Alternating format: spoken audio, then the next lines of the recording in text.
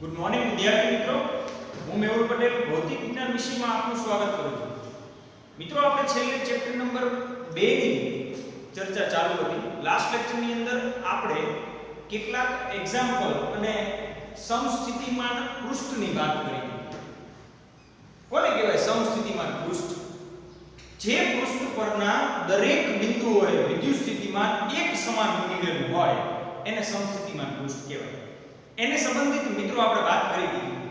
આજે આપણે વાત કરવી છે, આપણો આજનો મુખ્ય ટોપિક છે વિદ્યુત ક્ષેત્ર અને વિદ્યુત સ્થિતિમાન વચ્ચેનો સંબંધ.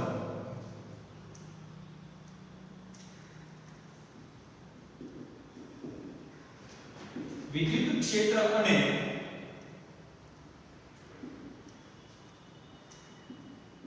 વિદ્યુત સ્થિતિમાન વચ્ચેનો સંબંધ ધારો.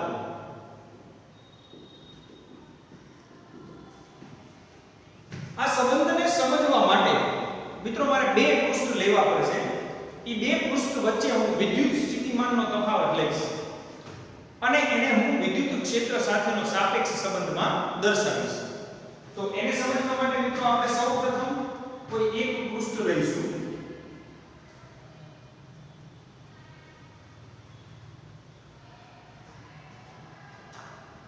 ધારો કે આ કોઈ એક પૃષ્ઠ છે, કોઈ એક બીજું પૃષ્ઠ લઈએ.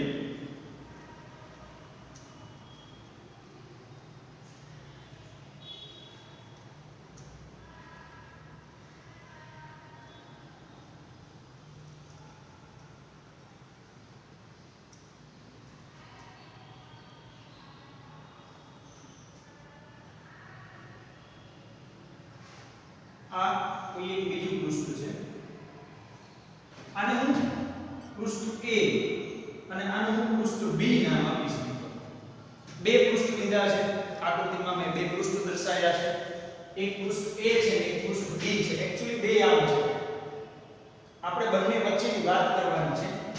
આ પૃષ્ઠ પરના કોઈ એક બિંદુથી આ પૃષ્ઠ પરના કોઈ એક બિંદુનું અંતર હું દર્શાવીશ. બંને પૃષ્ઠ વચ્ચેનું લંબ અંતર ધારો કે ડેલ્ટા સ્મોલ l છે. પૃષ્ઠ A એનું વિદ્યુત સ્થિતિમાન V છે, તો પૃષ્ઠ B નું વિદ્યુત સ્થિતિમાન V ડેલ્ટા V છે. બંને પૃષ્ઠ વચ્ચેનો સામાન્ય વિદ્યુત સ્થિતિમાનનો તફાવત મેં દર્શાવ્યો છે.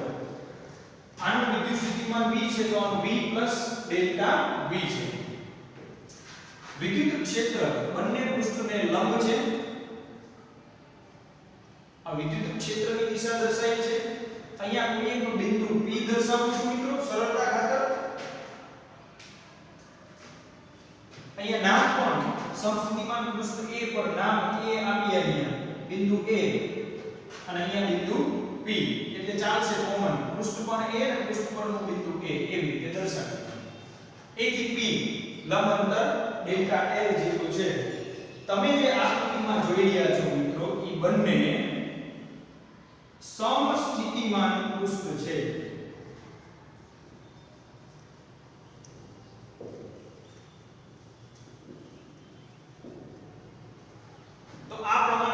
સંદર્ભ આકૃતિ મિત્રો લઈશ. આકૃતિમાં મેં બે સમસ્થિતિમાન પૃષ્ઠ દર્શાવ્યા છે. પૃષ્ઠ A અને B બંને પરના વિદ્યુત સ્થિતિમાન V અને V ડેલ્ટા V છે. વિદ્યુત ક્ષેત્રની દિશા પૃષ્ઠ A થી B તરફ આ બે પૃષ્ઠ છે ને આ ક્ષેત્ર છે. સમજો આ પ્રમાણેની પરિસ્થિતિ અહીંયા આપણે દર્શાવવાનો પ્રયત્ન કરી રહ્યા છીએ. વિદ્યુત ક્ષેત્ર બંને પૃષ્ઠને લંબ છે. A થી B સુધીનું અંતર ડેલ્ટા L લઈએ છીએ. આપણે અહીંયા બે સમસ્થિતિમાન પૃષ્ઠ દર્શાવ્યા છે. થિયરીનું વર્ણન જોતા જઈએ. આકૃતિમાં એકબીજાની પાસે મૂકેલા બે સમસ્થિતિમાન પૃષ્ઠો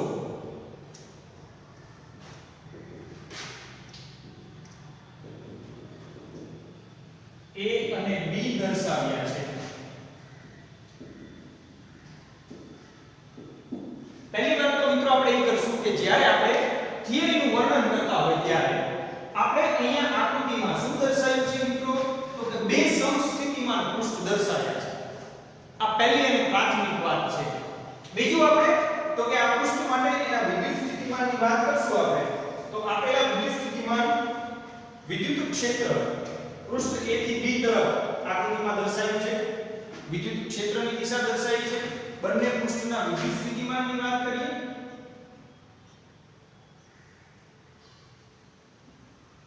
પૃષ્ઠ A અને B ના વિદ્યુત સ્થિતિમાન અનુક્રમે V અને V plus ડેલ્ટા V છે. એટલે કે હું A પૃષ્ઠ પરનું વિદ્યુત સ્થિતિમાન લઉં VA તો એ મને V મળે અને હું VD લઉં મિત્રો તો V plus ડેલ્ટા V મળે. એને આગળ વાત કરીએ. A થી B ની વાત કરીએ મિત્રો આપણે. આગળના બિંદુની મારે વાત કરવી છે અહીંયા. પૃષ્ઠ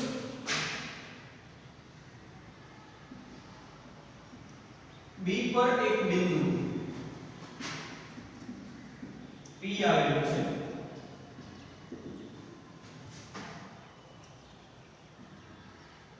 પૃષ્ઠ A થી B વચ્ચેનું લંબ અંતર ડેલ્ટા L છે. ને આકૃતિમાં દર્શાવ્યું છે A થી B. આ B પરનું કોઈ એક બિંદુ P છે.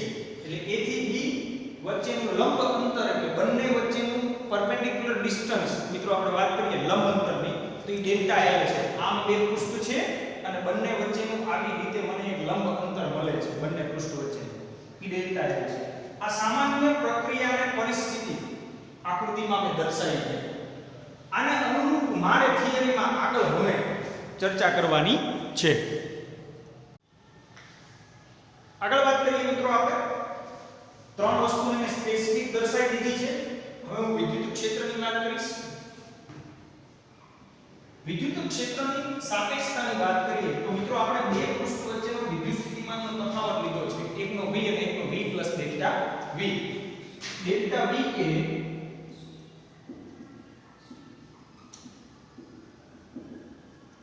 વિદ્યુત ક્ષેત્રની દિશામાં ડેલ્ટા V એ વિદ્યુત ક્ષેત્રની દિશામાં બે પૃષ્ઠો વચ્ચેનો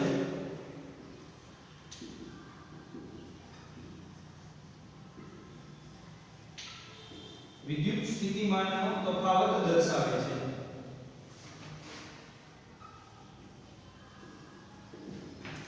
આગળ વાત કરવી છે મારે મેઈન મુદ્દા તરફ આગળ વધીએ મિત્રો આપણે.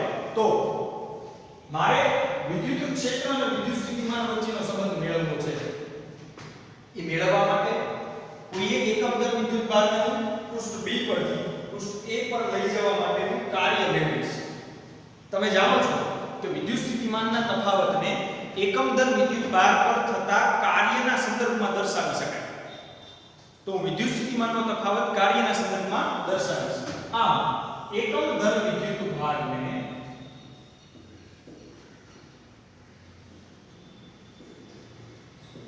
એકમદર વિદ્યુત ભારને પૃષ્ઠ B પરથી A પર લઈ જવા માટે કરવું પડતું કાર્ય.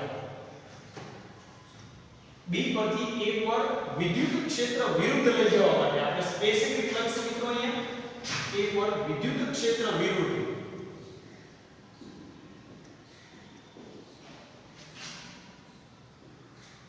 લઈ જવા માટે કરવું પડતું કાર્ય. કાર્યને હું આંશિક સ્વરૂપમાં અહીંયા દર્શાવીશ. સૂક્ષ્મ કાર્ય dW બરાબર કાર્ય એટલે એકમદર વિદ્યુત ભાર પર લાગતું બળ એટલે વિદ્યુત ક્ષેત્ર ડોટ બંને વચ્ચેનું લંબ અંતર છે મિત્રો delta L. E dot delta L થશે. dW બરાબર E ડોટ ડેલ્ટા L. આ થશે મિત્રો કાર્ય. dW બરાબર E ડોટ ડેલ્ટા L. આ સામાન્ય રીતે કાર્યના સૂત્રની વાત કરીએ તો આપણે બળ ગુણ્યા સ્થાનાંતર એટલે કાર્ય સમજીએ. પણ એકમ દર વિદ્યુતભાર લઈ લો એટલે બળ બરાબર વિદ્યુત ક્ષેત્ર થઈ જાય એટલે VW બરાબર E ડોટ ડેલ્ટા L થશે. આમ બે પૃષ્ઠો વચ્ચેનો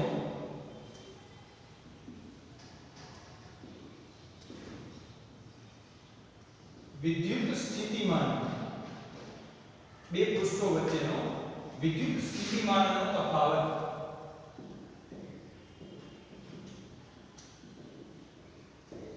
એટલે જ આ કાર્ય માટે dw બરાબર VA માઈનસ VB માટે dw તમે જાણો છો E dot dl is equal two VA એ તમે જાણો છો કે એક પૃષ્ઠ પરનું વિદ્યુત સ્થિતિમાન આપણે V લીધું છે એટલે V અને VB એટલે V delta V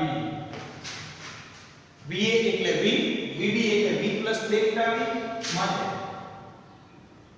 E dot dl બરાબર V delta V plus V minus UB જશે માટે E dot dl is equal to minus delta V માટે E is equal to minus delta V by delta L. dl અથવા ડેલ્ટાના સંદર્ભમાં તમે અહીંયા દર્શાવી શકો છો મિત્રો. આપણે બે પ્રકારની રજૂઆત અહીંયા સમજી શકીએ છીએ.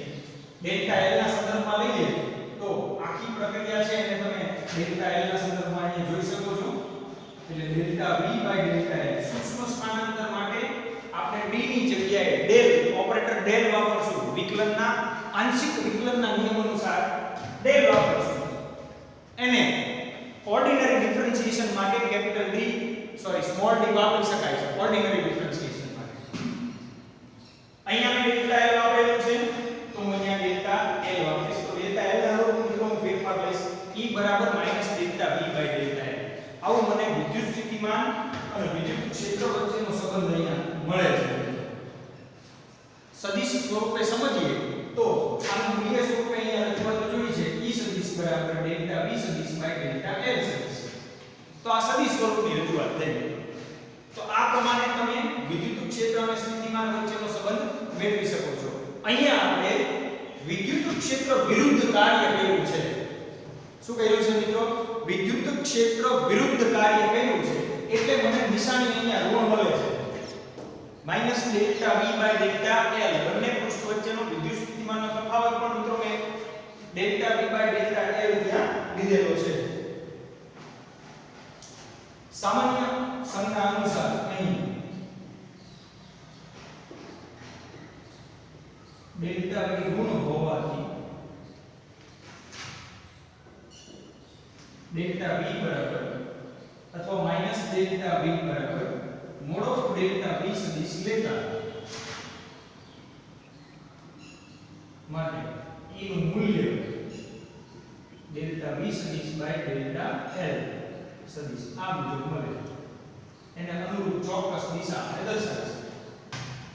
E ડોટ L બરાબર V સામાન્ય સંબંધ E ડોટ L બરાબર V થિયરિટિકલ રજૂઆત પ્રમાણે તમે આટલા મુદ્દાને અહીંયા દર્શાવી શકો છો મિત્રો. થિયરી તમે બોર્ડ પર જોઈ શકો છો. તો આ પ્રમાણે મિત્રો તમારી થિયરી રજૂઆત રહેશે.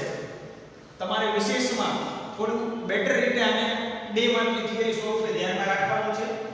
વિદ્યુત ક્ષેત્ર અને વિદ્યુત સ્થિતિમાન વચ્ચેના સંબંધ માટે આ એક આકૃતિને આપણે પ્રિફર કરશું. સામાન્ય માહિતીને દર્શાવીએ છીએ અહીંયા. બે સ્થિતિમાન પૃષ્ઠો છે અને B બંનેના વિદ્યુત સ્થિતિમાન V અને V ડેલ્ટા V છે. B પર એક બિંદુ B આવેલું છે તમે આકૃતિ જોઈ શકો છો. A થી B વચ્ચેનું લંબાંતર ડેલ્ટા L છે. ડેલ્ટા V વિદ્યુત ક્ષેત્રની દિશામાં બે પૃષ્ઠ વચ્ચેનો વિદ્યુત સ્થિતિમાનનો તફાવત દર્શાવે છે. તો એકંદર વિદ્યુત ભારને પૃષ્ઠ B થી A પર લઈ જવા માટે કરવું પડતું કાર્ય dw બરાબર E ડોટ ડેલ્ટા L જેટલું થશે. સામાન્ય સંદર્ભમાં હું મૂલ્ય સ્વરૂપે લખું છું અહીંયા એટલે બે પૃષ્ઠ વચ્ચેનો વિદ્યુત સ્થિતિમાનનો તફાવત મળે મને. કાર્ય એ જ મારો વિદ્યુત સ્થિતિમાનનો તફાવત થાય મિત્રો. એટલે આપણે જે દર્શાવવું છે એમાં વિદ્યુત સ્થિતિમાનનો તફાવત એ જ કાર્ય થશે. એટલે dw બરાબર VA માઈનસ VB કિંમત મૂકો. VA એટલે V, VB એટલે V ડેલ્ટા V. એની કિંમત મૂકતા મને માઈનસ ડેલ્ટા V એટલે કે E બરાબર minus delta V by delta L મળે. આ સામાન્ય મને વિદ્યુત ક્ષેત્ર અને વિદ્યુત સ્થિતિમાનનો સંબંધ મળ્યો. વિદ્યુત ક્ષેત્ર અને વિદ્યુત સ્થિતિમાન વચ્ચેનો મિત્રો સંબંધ મળે છે. તો આ પ્રમાણે તમે થિયરીને જોઈ શકો છો. આની સાથે મિત્રો આપણે એક મુદ્દાની ચર્ચા કરી નાખીએ. આ થિયરીને તમારે બહુ વ્યવસ્થિત રીતે પ્રિપેર કરવાની છે. એને સંબંધિત કેટલા મહત્વના મુદ્દાઓ જોઈએ આગળ વાત કરીએ. હવે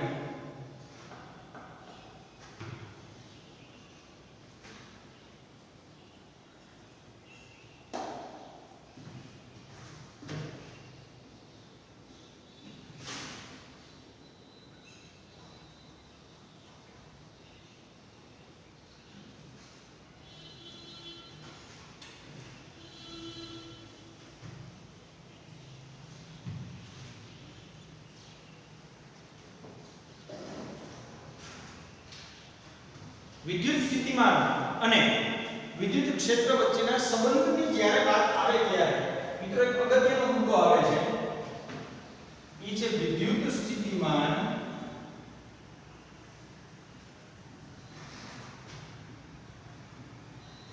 પ્રચલન. એની આપણે વાત કરીએ. વિદ્યુત સ્થિતિમાન પ્રચલન મિત્રો જ્યારે તમે જેડબલ્યુ અને નીટના એમસીક્યુ ગણશો ત્યારે આની તમારે ખાસ જરૂર પડશે. વિદ્યુત સ્થિતિમાન પ્રચલન એટલે બીજું કાંઈ નહીં, આપણે છેલ્લે મેળવેલું સૂત્ર જેની અંદર આપણે વાત કરી હતી મિત્રો વિદ્યુત ક્ષેત્રમાં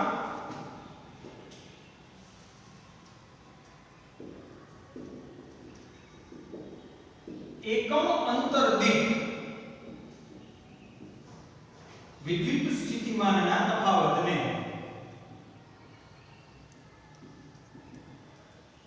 વિદ્યુત ક્ષેત્રમાં એકમ અંતર દીઠ વિદ્યુત સ્થિતિમાનના તફાવતને વિદ્યુત સ્થિતિમાન પ્રચલન કહે છે.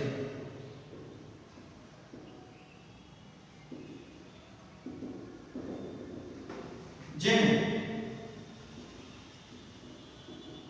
dV/dr વડે દર્શાવાય છે. વિદ્યુત સ્થિતિમાન પ્રચલન એકમ અંતર દીઠ વિદ્યુત સ્થિતિમાન.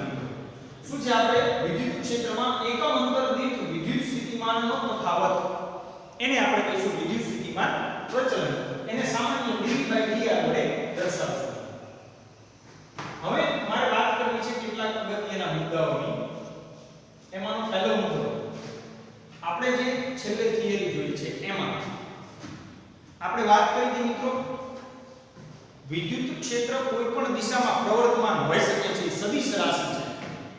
એ x દિશામાંનું હોય, એ y દિશામાંનું હોય અને એ z દિશામાંનું હોય. તો એને સંબંધિત એક મુદ્દાની આપણે વાત કરીએ. જો વિદ્યુત ક્ષેત્ર ફક્ત x દિશામાં હોય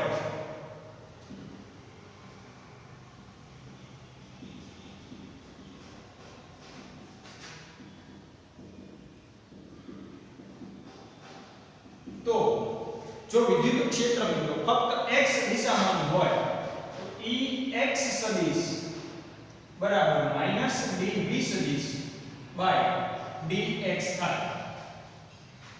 અથવા સામાન્ય મૂલ્યમાં તમે લખો તો પણ Ex બરાબર -dv/dx થાય. જો તમે આપણે છેલ્લે આંશિક વિકલનના પદમાં ડેલ વડે દર્શાવ્યું હતું તો આની મિત્રો વિકલનીય ટર્મ d જ રહેશે, પણ આને તમે del v/del x કહી શકો છો અથવા dv/dx પણ કહી શકાય છે ઓર્ડિનરી ડિફરન્શિએશનના પદમાં. આ તો તમારી સંજ્ઞાત્મક રજૂઆત છે એટલે આપણે del v/del x દર્શાવી છે. તે જ પ્રમાણે જો વિદ્યુત ક્ષેત્ર ફક્ત y દિશામાં હોય તો હું અહીંયા લખી શકું છું Ey મિત્રો બરાબર -dv એટલે કે del v. આપણે del જ સંજ્ઞાને પ્રિફર કરશું del v/del y. જો x દિશામાં હોય તો મારે વિકલનીય ટર્મ x ની સાપેક્ષે લેવી પડશે v. y દિશામાં હોય તો y ની સાપેક્ષે. અને જો વિદ્યુત ક્ષેત્ર ફક્ત z દિશામાં હોય તો Ez સદિશ -del v/del z થાય. આ ત્રણ રીતે મિત્રો તમે ત્રણ ક્ષેત્ર ફક્ત x દિશામાં હોય તો -del v by del x, ફક્ત y દિશામાં હોય તો del v by del y, ફક્ત z દિશામાં હોય તો del v by del z. જો ત્રણેય ઘટક ધરાવતું હોય, આપણે એક કોમન સૂત્ર લઈ લઈએ. જો વિદ્યુત ક્ષેત્ર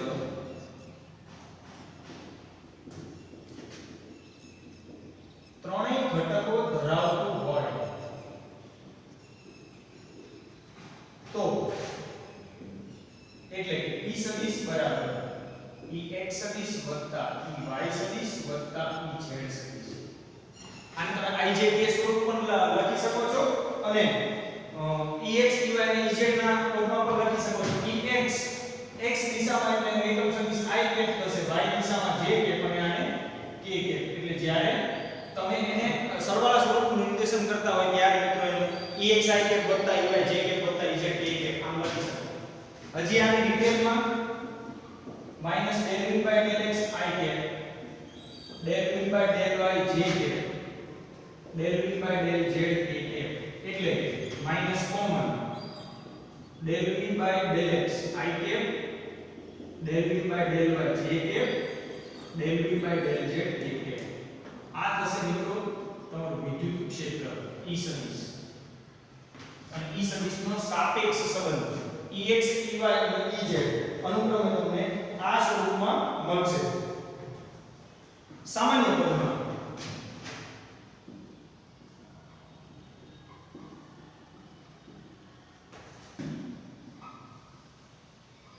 E r સદિશ, r સદિશ આપણે સ્થાન સદિશ સમજશું, xi yj z બરાબર માઈનસ del v અથવા d નો ઓર્ડિનરી ડિફરન્શિએશન, અહીંયા આપણે d દર્શાવ્યું, dv by dr સદિશ. એટલે મને પરફેક્ટલી d ના ત્રણેય ઘટકો મળી જાય. એને અનુરૂપ મતલબ x ઘટક હોય તો ex એટલે dx લેવાનું, ey એટલે dy અને ez એટલે dz. તો આ પ્રમાણે મિત્રો કેટલાક મુદ્દાઓ આપણે ધ્યાનમાં લઈશું. વિદ્યુત સ્થિતિમાન પ્રચલન એ બીજું કાંઈ જ નહીં પણ વિદ્યુત સ્થિતિમાનનું r ની સાપેક્ષે વિકલન એટલે dv by dy કહી શકાય. અથવા એકમ અંતર દીઠ વિદ્યુત સ્થિતિમાનનો તફાવત એને આપણે વિદ્યુત સ્થિતિમાન પ્રચલન કહીશું. તો આ પ્રમાણે કેટલાક મુદ્દાઓને આપણે આજનો આપણો જે ટોપિક છે એના માટે વ્યવસ્થિત ધ્યાનમાં લઈશું.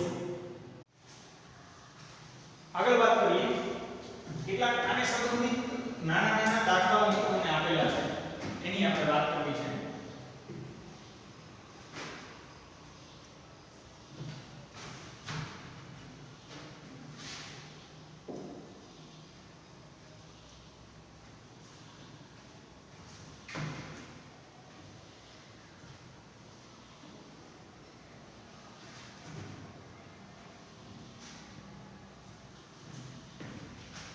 સૌથી પહેલા તો મિત્રો ટેક્સ્ટ બુક પ્રમાણે આપણે આગળ વધશું.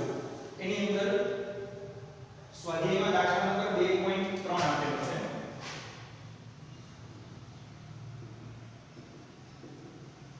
સ્વાધ્યાયમાં દાખલા નંબર 2.3 આપેલો છે એની ચર્ચા કરશું આપણે. રકમ આ મુજબ છે: બે વિદ્યુતભારો +2 માઇક્રોકુલમ અને -2 માઇક્રોકુલમ એકબીજાથી દૂર આવેલા બિંદુઓને, બે વિદ્યુતભારો એકબીજાથી દૂર આવેલા બિંદુઓને A અને B પર મૂકેલા છે.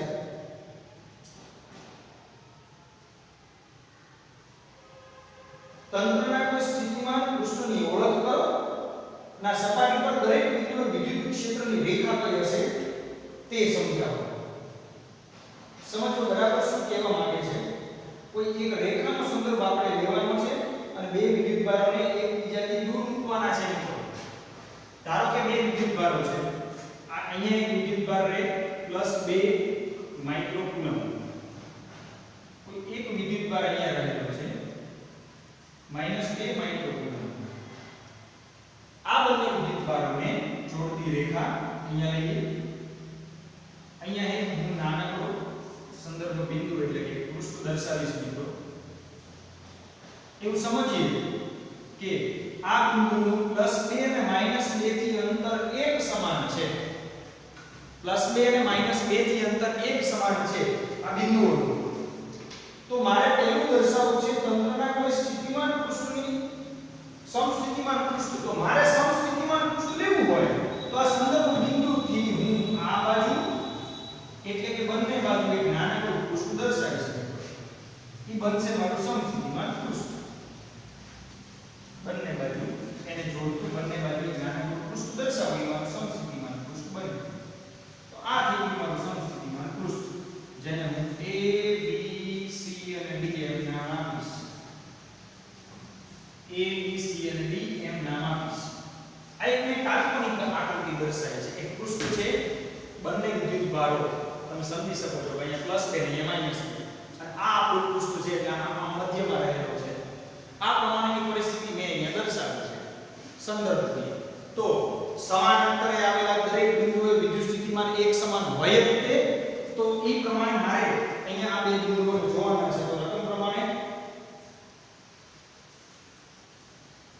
બંને વિદ્યુત ભારોને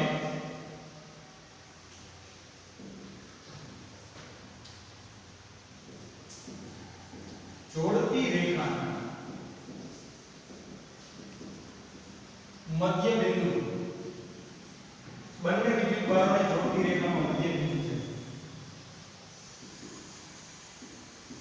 માંથી પસાર થતું. મિત્રો આપણને રકમમાં એવું કીધું છે, એને અનુરૂપ જવાબ લખીએ આપણે.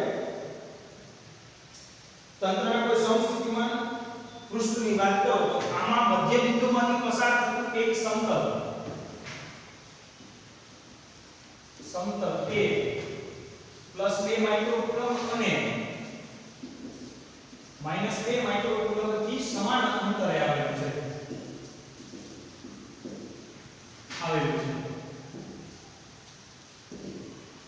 આ બંને વિદ્યુત ભારો છે, આ એને જોડતી રેખાનું મધ્ય બિંદુ છે અને એમાંથી એક સમતલ પસાર થાય છે. બંને વિદ્યુત ભારોથી સમાન અંતરે આવેલું છે. તેથી આપણે જે અહીંયા દર્શાવ્યું છે મિત્રો, એ સમતલ ABCD આપણું સમસ્થિતિમાન પૃષ્ઠ છે. એટલે મારે એક લખવાનું હતું.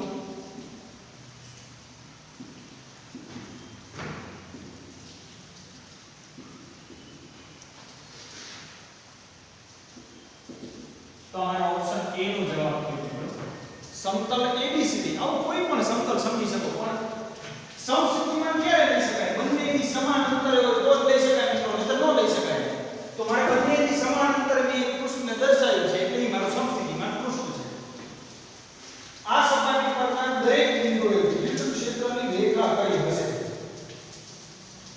આપણે જાણીએ છીએ સમસ્થિતિમાન પૃષ્ઠ અને વિદ્યુત ક્ષેત્ર કેવા હોય? પરસ્પર લંબ. તો આપણે આને અનુરૂપ અહીંયા ધન વિદ્યુત ભારનું ક્ષેત્ર આ દિશામાં, ઋણ વિદ્યુત ભારનું અંદર આવતી દિશામાં, એટલે કે આપણું જે સમતલ છે અને બંનેને જોડતી રેખા છે એટલે એકબીજાને લંબ થાય.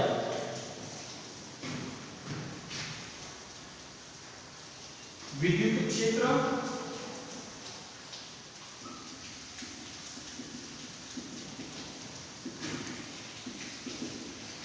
અને સમસ્થિતિમાન પૃષ્ઠ પરસ્પર લંબ છે. આ મિત્રો તમારો ઓપ્શન બી નો જવાબ છે. ઓપ્શન બી ની અંદર પ્રશ્ન કહેતો હતો દરેક બિંદુએ વિદ્યુત ક્ષેત્રની દિશા કઈ છે? તો પરસ્પર લંબ છે. દિશાની આકૃતિમાં દર્શાવી છે ઈ સદિશ. હંમેશા વિદ્યુત ક્ષેત્ર ધન વિદ્યુતભારમાંથી બહાર નીકળતું હોય ને ઋણ વિદ્યુતભારમાં તો એક એમસીક્યુ ના સંદર્ભમાં તમારે આને મિત્રો ધ્યાનમાં લેવાનું છે. હજી એક દાખલા મિત્રો આપણે આગળ વાત કરીએ. આ એમસીક્યુ સંદર્ભમાં તમારે આને પરફેક્ટલી ધ્યાનમાં લેશો અને આગળ વાત કરીએ છીએ.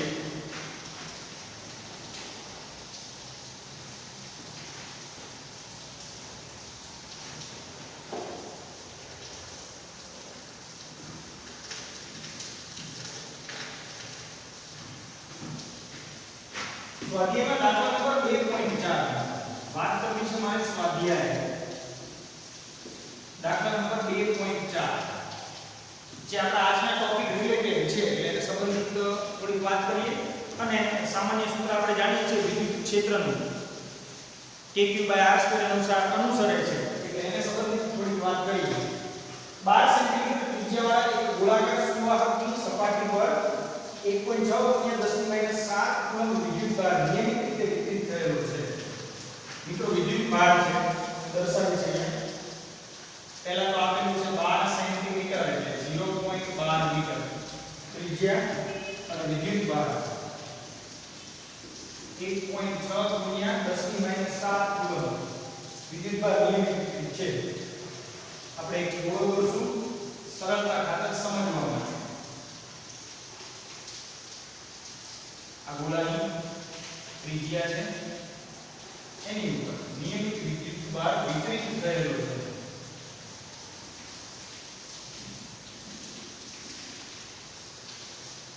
નિયમિત વિદ્યુતભાર વિતરિત થયેલો છે.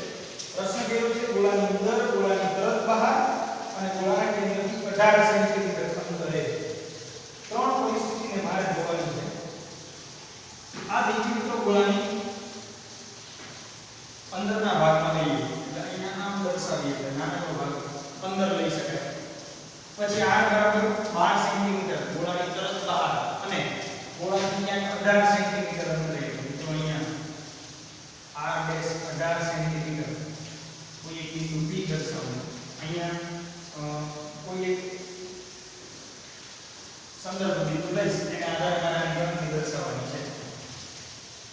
નિયમિત વિદ્યુતભાર q વિતરિત થયેલો સપાટી પર છે અને 18 સેન્ટીમીટર અંતરે છે. તો મારે ત્રણ જવાબ દેવાના છે.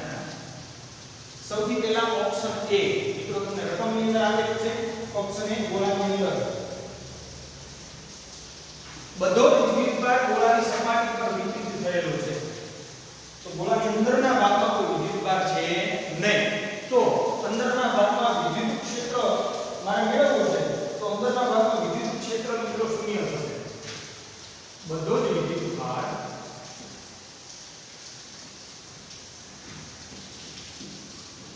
ગોળાની સપાટી પર નિયમિત રીતે વિતરિત થયેલો છે. તેથી અંદરના ભાગમાં વિદ્યુતભાર નથી. આમ અંદરના ભાગમાં વિદ્યુત ક્ષેત્ર શૂન્ય થશે. E બરાબર 0 ન્યૂટન પ્રતિ કુલમ. તો આ પહેલો જવાબ થશે તમારો. અંદરના ભાગમાં મિત્રો વિદ્યુત ક્ષેત્ર શૂન્ય થશે. કોઈ વિદ્યુતભાર વિતરણ જ નથી એટલે ઓપ્શન B ની વાત કરીએ. ઓપ્શન B ની અંદર કીધું છે ગોળાની તરત બહાર વિદ્યુત ક્ષેત્ર.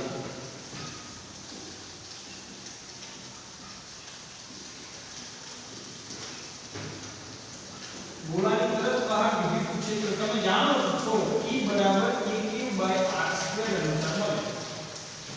કિંમત મૂકતા જઈએ તો E એટલે 9 × 10⁹ વિદ્યુતભાર q 1.6 × 10⁻7 અને r² એટલે 0.12.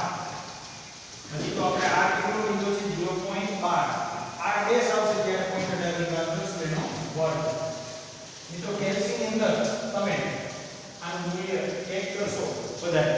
કેલ્ક્યુલસની અંદર ગણતરી કરતા એ મને 1000 × 10⁵ 9 માંથી 7 જાય એટલે 2 મળે. 1000 × 10⁵ એટલે કે 10⁵ ન્યૂટન પ્રતિ કુલમ મળે છે. ન્યૂટન પ્રતિ કુલમ મળશે. તો આ પ્રમાણે તમને એનો જવાબ મળશે. ગોળાની તરત બહાર વિદ્યુત ક્ષેત્ર મને આ સૂત્ર અનુસાર મળશે. આગળ વાત કરીએ ગોળાના કેન્દ્રથી 18 સેન્ટીમીટર દૂર આવેલા બિંદુ P પાસે. અહીં તો ઓપ્શન C ગોળાના કેન્દ્રથી r ડેશ બરાબર 18 સેન્ટીમીટર અંતરે